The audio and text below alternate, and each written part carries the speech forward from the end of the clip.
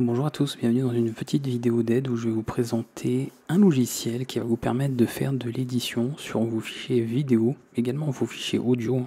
On va pouvoir travailler sur les deux types de médias. Et je vais donc vous présenter directement cette application avec quelques exemples d'usage et vous la présenter brièvement. Alors je rappelle que sur cette playlist, j'ai déjà fait une vidéo par exemple sur l'outil FFmpeg, donc qui est un outil en ligne de commande. Donc évidemment, si vous êtes moins familiarisé avec ça, ou vous préférez en tout cas les outils avec interface graphique, sans avoir forcément une application qui soit bourrée de tout un tas de fonctionnalités et très difficile à prendre en main, là vous avez un logiciel qui se concentre principalement sur les fonctionnalités essentielles, sur des traitements, des opérations qu'on a besoin de faire assez régulièrement sur des fichiers audio ou des fichiers vidéo. Vous avez dans la description de la vidéo, si besoin, vous pouvez faire simplement une recherche puisque le logiciel s'appelle Lossless Cut. Là, c'est le nom de l'application, donc ce nom-ci. Donc avec une simple recherche, si jamais le lien venait à changer, mais sinon on trouve la page GitHub de l'application et vous pouvez comme ça directement télécharger cette dernière. Donc en passant notamment par la section ici Releases et retrouver directement, alors on va tout afficher, la version qui correspond bien sûr à votre système. Donc comme vous le voyez, c'est multiplateforme, ça c'est une bonne chose. C'est un logiciel qui est libre, il est gratuit, donc vraiment vous avez tout ce qu'il vous faut. Que vous soyez ensuite, que vous passiez de Windows à Linux, macOS, pour utiliser le même programme sans souci. Donc c'est quand même le gros avantage que ça, et c'est bien sûr très léger, puisqu'il n'y a pas grand chose, même s'il embarque FFmpeg pour certaines opérations, puisqu'il utilise ce dernier pour certaines tâches. Donc on peut retrouver comme ça tout ce qu'il nous faut. Donc moi par exemple sur Windows, j'ai pris cette archive là, d'accord, Win en x64 directement. Il faudra un logiciel capable d'ouvrir ce type d'archive, hein. Donc si vous utilisez les outils d'archive par défaut, il y a des chances que ça ne s'ouvre pas avec, quoique il y a des mises à jour qui ont été faites. Mais sinon avec cette zip, qui est multiplateforme aussi, vous êtes sûr de pouvoir ouvrir ce type d'archive si besoin. Comme ça on récupère ce dernier, on a notre archive ici, je vais bien sûr la décompresser, non pas comme ça, mais on va faire ça, extraire. Comme c'est une application qui est en mode portable, c'est-à-dire qui ne nécessite pas d'installation, vous pouvez ensuite on va dire l'organiser comme vous voulez. Si vous n'avez pas l'habitude de vous organiser, moi ce que je conseille de faire par exemple sur Windows, c'est toutes vos applications dites locales, c'est-à-dire qui ne sont pas installées via un installateur. Vous créez par exemple sur le disque C un répertoire, je sais pas moi, local apps ou applications locales, peu importe. Moi par exemple j'ai un dossier comme ça. Et ensuite toutes mes applications installées manuellement, je les mets dans celui-ci. Une fois que c'est fait, ce qui est pratique, c'est que vous avez toutes vos applications installées manuellement dans ce répertoire. Et après, vous pouvez mettre un raccourci, vous faites ça, hop, et vous avez un raccourci dans votre menu démarrer, vous pouvez organiser. Et comme ça, vous retrouvez toutes vos applications sans problème. Voilà, je vous montre un petit peu ce qu'il en est. Donc ça, c'est histoire de s'organiser sur des applications sans installateur. Maintenant qu'on a ça, je vais vous présenter l'interface. On aura bien sûr quelques petits exemples, possibilités. Alors comme je vous l'ai dit, c'est pas un logiciel qui se veut usine à gaz, hein. Il n'est pas bourré non plus de fonctionnalités, il n'est pas compliqué à prendre en main. Le but c'est d'avoir quelque chose d'assez léger et minimaliste pour pouvoir utiliser certaines tâches. Ça peut aller du simple changement de format, hein. Par exemple passer d'une vidéo MKV en format MP4, faire de la découpe ou de la suppression de segments. Si vous voulez supprimer des parties par exemple d'une vidéo, on peut travailler bien sûr sur de l'audio aussi. Ça peut être de scinder un fichier en plusieurs parties, ou à l'inverse, fusionner deux fichiers par exemple de même résolution et de même image par seconde en un seul. On pourra faire de l'intégration de sous-titres aussi, créer des chapitres, on peut extraire de l'audio, on peut par exemple supprimer la partie audio d'une vidéo, on peut également assembler une piste vidéo, une piste audio ensemble. Bref, il y a vraiment pas mal de petites fonctionnalités quand même, l'édition de métadonnées aussi. Mais oui, on reste sur des tâches, on va dire, des traitements assez simples qu'on peut avoir besoin de faire régulièrement. On n'est pas sur un outil de montage hyper avancé avec tout un système de boîte visuelle, d'effets, etc. On reste vraiment sur le plus essentiel. On va démarrer notre application. En plus de ça, elle est traduite en plusieurs langues normalement, donc il y a quand même de fortes chances que vous ayez votre langue là-dedans. Dans tous les cas, comme c'est un logiciel libre, vous pouvez même contribuer si vous voulez fournir et aider à la traduction dans votre propre langue. Donc vraiment plutôt encourageant. On va démarrer le programme. Et comme ça, je vous montrerai rapidement l'interface. Donc vous allez voir, contrairement à certains gros logiciels, c'est assez simple. Voilà, on n'a pas grand chose à prendre en compte. Donc par défaut, ça nous met une interface, on va dire, qui est plus, on va dire, légère, d'accord. On peut afficher une vue avancée avec ce bouton-là, qui là pour le coup affiche déjà un petit peu plus de commandes. Nous, on va rester juste sur ce mode-là, parce que pour la majorité des choses, il sera suffisant. Et on verra éventuellement comment paramétrer tout ça. Voilà, donc on a comme ça différentes options. On va passer, en tout cas faire un petit tour rapide déjà au niveau des paramètres, parce que je pense que c'est pas mal de voir un petit peu le fonctionnement rapide, après je vous montrerai l'interface. Donc au niveau des paramètres, pareil, bon, le mieux c'est de passer par l'affichage des paramètres avancés.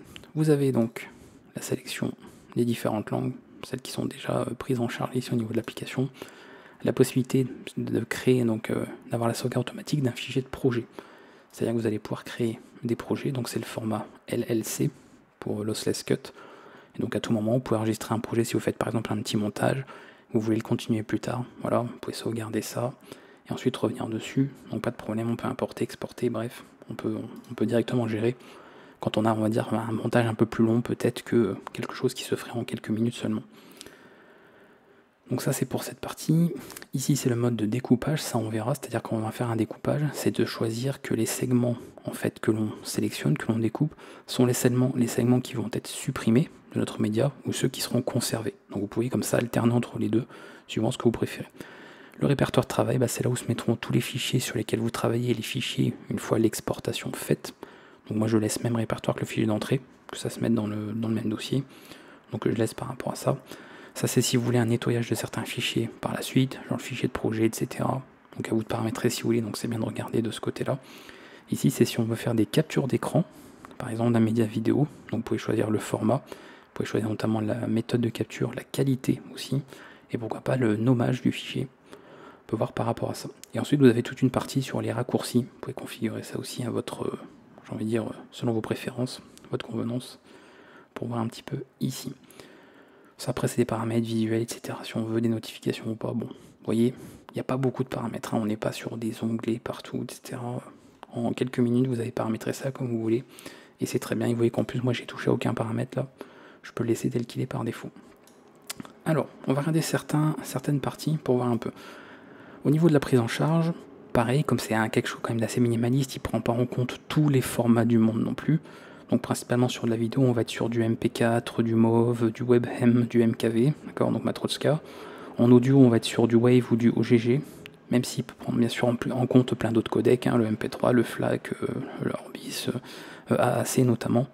Voilà, ça prend plusieurs formats, donc normalement, on va dire les formats les plus couramment utilisés aujourd'hui, les codecs H264, 265, AV1, VP8, etc. seront pris en compte, que ce soit en codec vidéo, en codec audio. Voilà, ça c'est des explications un petit peu sur le fonctionnement en général. Maintenant on va faire quelques exemples, parce que je vous dis qu'il y avait plusieurs fonctionnalités, donc je vais vous montrer quelques exemples, peut-être de choses qui pourraient être intéressantes à faire sur ce genre de logiciel, on va déjà l'agrandir. Donc très simplement, je vais revenir ici, dans mon répertoire, j'ai quelques fichiers vidéo. On va faire quelques 3-4 petits traitements qui peuvent venir assez souvent. Déjà on va commencer par faire un montage, c'est-à-dire on a fait un enregistrement de vidéo, ou alors on a une vidéo qui est sous la main et on veut retirer certains passages qui ne nous intéressent pas. On veut garder que les passages qui nous intéressent et produire un fichier en sortie avec seulement les passages qui ont été conservés. Donc ici je vais prendre par exemple cette vidéo là.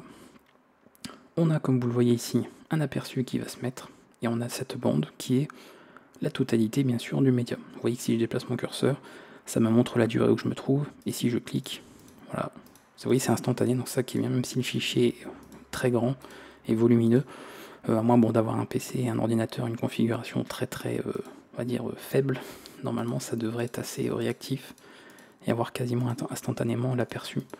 Donc ça c'est pratique. On peut se déplacer aussi avec les touches directionnelles, si on veut être plus précis.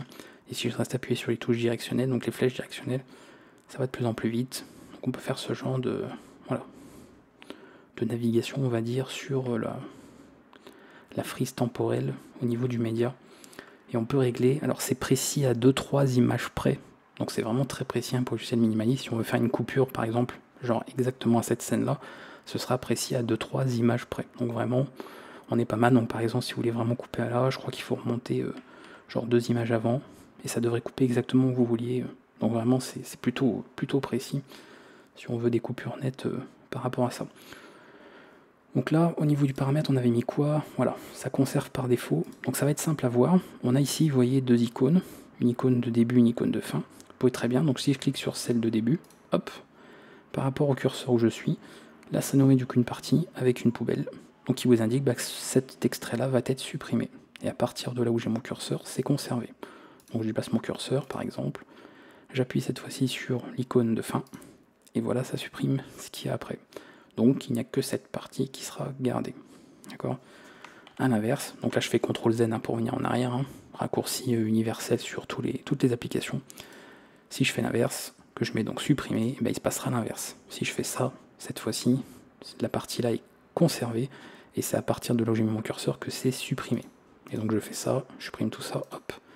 Et là ça produit donc 2 segments, comme vous voyez qu'on retrouve ici sur le panneau latéral de droite, et on pourra ensuite soit changer l'ordre de ces segments, si on veut, on peut les fusionner, faire en sorte qu'ils soient fusionnés, donc c'est le cas.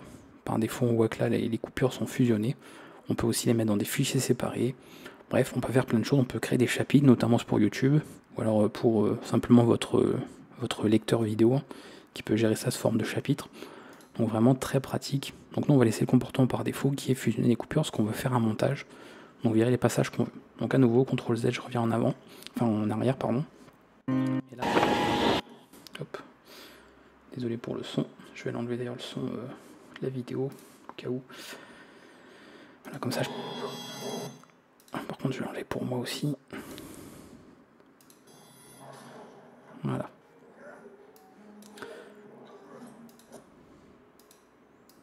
Qu'on ne l'ait pas sur l'enregistrement. Ok. Donc comme ça, je peux avoir les passages. Regarder les passages que je veux. Genre ça, je veux pas.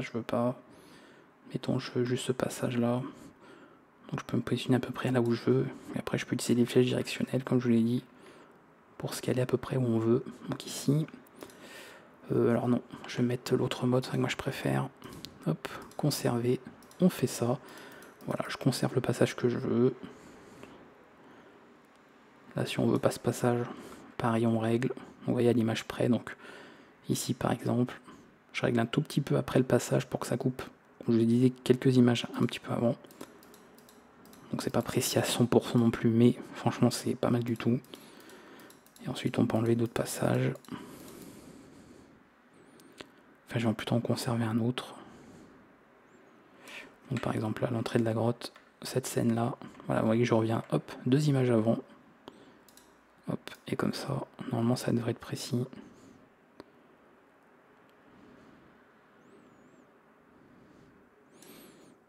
Et ensuite, là je viens 2 images après. Et voilà, donc je vais juste conserver cet extrait-là, dans les 2 segments. Une fois qu'on a obtenu le montage qu'on veut, par rapport à ça, parce qu'on reste sur quelque chose de simple, on peut vérifier le format de sortie si on veut. Donc on a notamment ici, voilà, si vous voulez gérer un petit peu pour notamment le format de conteneur.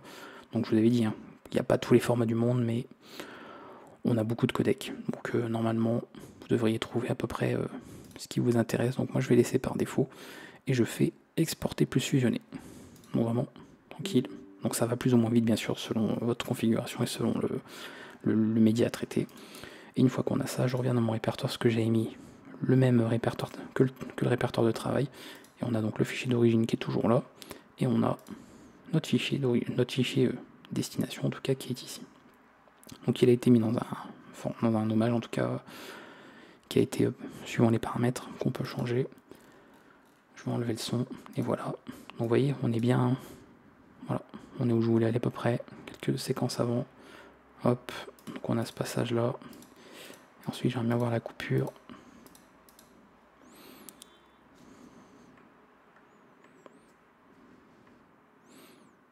Voilà, donc à quelques images près. J'aurais même pu changer si je veux au niveau du format et on passe sur l'autre scène, etc.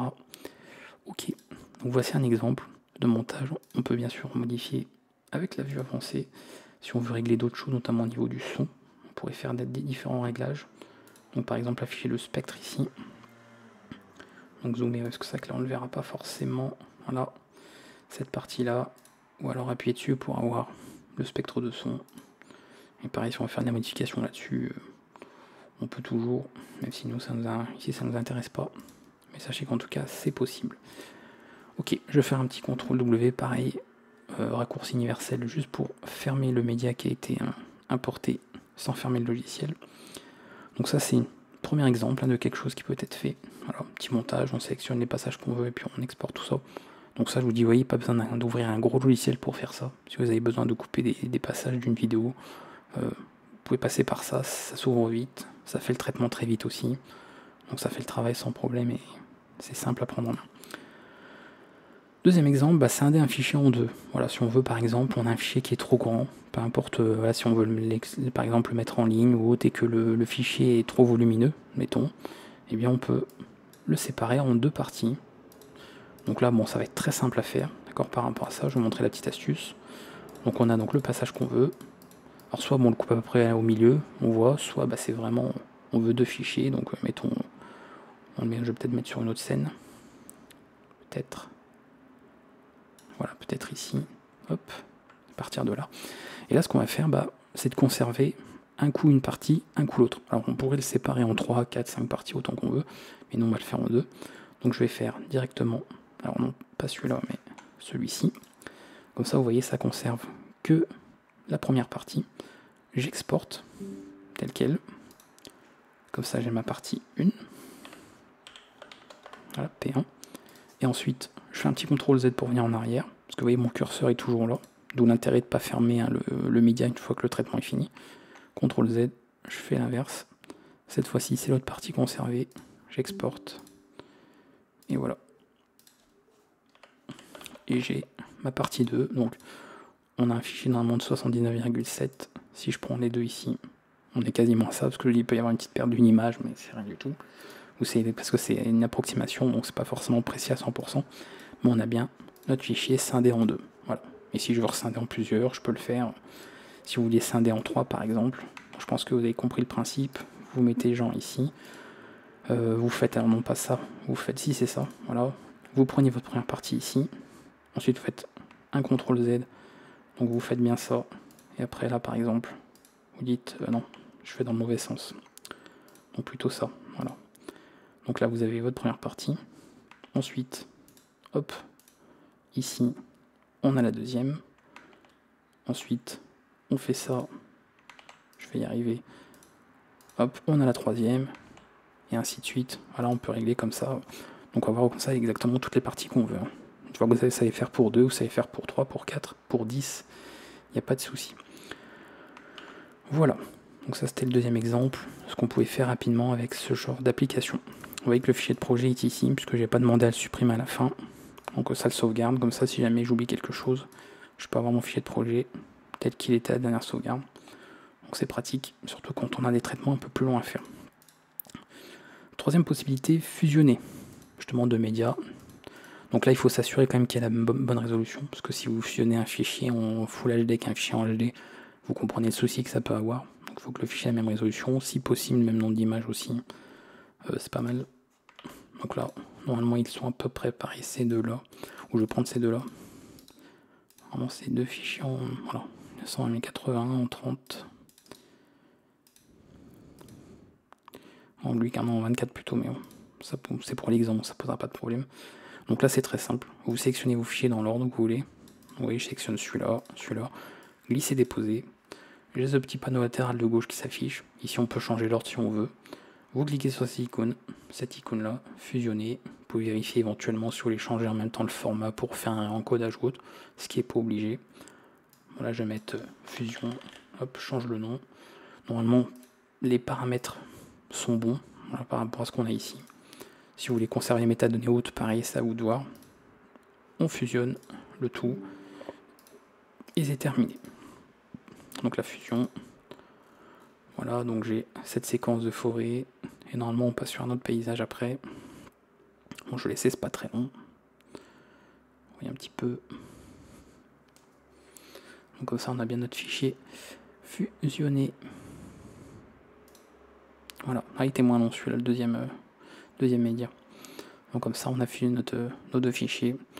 Donc pareil, on n'est pas là pour faire des transitions, des effets, etc. Si vous voulez faire ce genre de choses, il faut passer par un autre logiciel, évidemment.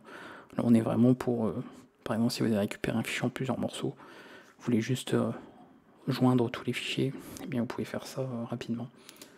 C'est le but ici.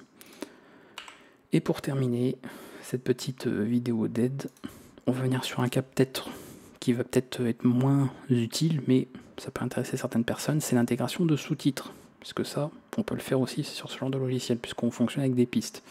Alors je ne vais pas mettre des vrais sous-titres qui correspondent à la vidéo, juste pour l'exemple. Donc je vais mettre par exemple, alors je sais pas ça commence comment, oh ça ira bien. Je vais mettre ce fichier, voilà, je vais le laisser tel quel, hop, parce qu'il avait sauvegardé le projet. Moi je voulais pas, voilà.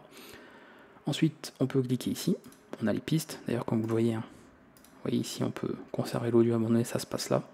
Donc je fais ça, on a les différentes pistes, on peut les gérer aussi à nouveau là.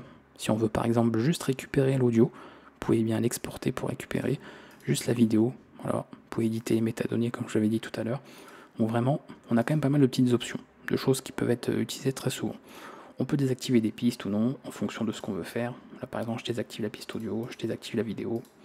Bref, on peut faire l'un ou l'autre. Les sous-titres, eh bien c'est une piste, aussi sur un média. Donc on va ajouter ce dernier. Voilà, j'ouvre cette page, je choisis mon fichier de sous-titres, mon format SRT. Alors si vous ne connaissez pas, c'est pas grave, c'est que vous n'avez jamais besoin de faire de sous-titres, mais c'est un système via un fichier texte pour faire écrire des sous-titres manuellement. Donc ça ressemble vite fait en termes de format à ça. Voilà, on met le numéro du sous-titre, le début et le temps de fin, et le sous-titre en question, et ensuite on sépare par un saut de ligne, tout simplement. Donc je l'intègre, j'ai ça, bon là forcément il est moins long parce que j'ai juste mis 2 sous-titres, donc on n'a pas grand chose. Donc je vais laisser la plus longue pour dire qu'ils ne viennent pas rogner en fait la vidéo, j'ai absolument pas envie qu'ils fassent ça. Là je peux fermer cette fenêtre, les sous-titres sont intégrés, on peut même éventuellement le vérifier. Donc normalement on devrait les avoir je pense ici, à moins qu'ils les affichent pas. Alors ils les affichent pas donc on les verra au rendu. Il me les a bien pris en compte par contre j'espère. Je pense que oui, de toute façon, bon, le rendu va pas être long. Donc exporter, voilà. Et on va regarder le fichier final. Donc c'est celui-ci. Je le lance. Voilà, donc effectivement, ça marche. Je vais revenir au début. Hop. Et vous voyez que ça fonctionne tout de suite. Il n'y a pas de problème. Donc là, ça va rester jusqu'à 10 secondes normalement. Et après, ça se retire. Voilà. Ça, c'est tout bon. Donc vous pouvez très rapidement intégrer des sous-titres à une vidéo. Alors généralement, certains préfèrent les laisser des fois à part. C'est-à-dire qu'on aime bien avoir le fichier vidéo, on laisse le fichier de sous-titres à part. Vous avez normalement vos lecteurs qui sont capables, si le fichier porte le même nom que le média, le fichier de sous-titres, eh bien c'est lu. Et d'autres préfèrent directement intégrer les sous-titres pour qu'ils soient incrustés dans la vidéo. Comme ça, vous n'avez plus qu'à distribuer la vidéo et les sous-titres sont déjà incorporés dessus. Donc au moins, vous savez que vous n'avez pas besoin de passer par un gros logiciel pour faire ça. Vous pouvez écrire vos sous-titres, avoir votre média, vous passez par Lossless Cut et ça fonctionne très bien aussi. On va s'arrêter là, comme ça vous avez vu quelques exemples. On peut faire bien d'autres choses, bien évidemment, je vous invite à aller voir. Je pense même qu'ils ont dû faire un résumé, notamment des possibilités de ce qu'on peut faire. Voilà, vous avez un condensé des fonctionnalités, des exemples d'usage. Bon, on peut faire par exemple des rotations aussi. Voilà, si vous voulez faire une rotation sur votre vidéo, vous pouvez changer ça. Donc on peut modifier vraiment pas mal de choses, mine de rien. Les formats supportés, vous avez une liste également. Donc vous pouvez vous renseigner un petit peu plus si vous voulez voir exactement tout ce qui peut être fait. En tout cas, moi le but c'était de vous faire un petit guide, un petit tuto d'utilisation de ce logiciel-là, puisque je l'utilise personnellement régulièrement. Donc généralement j'ai l'habitude de vous présenter certaines applications de ce genre. Donc j'espère que ça vous aura plu. S'il y a des questions, n'hésitez pas à les poser en commentaire. Et moi je vous dis à bientôt pour d'autres contenus sur la chaîne. Ciao tout le monde.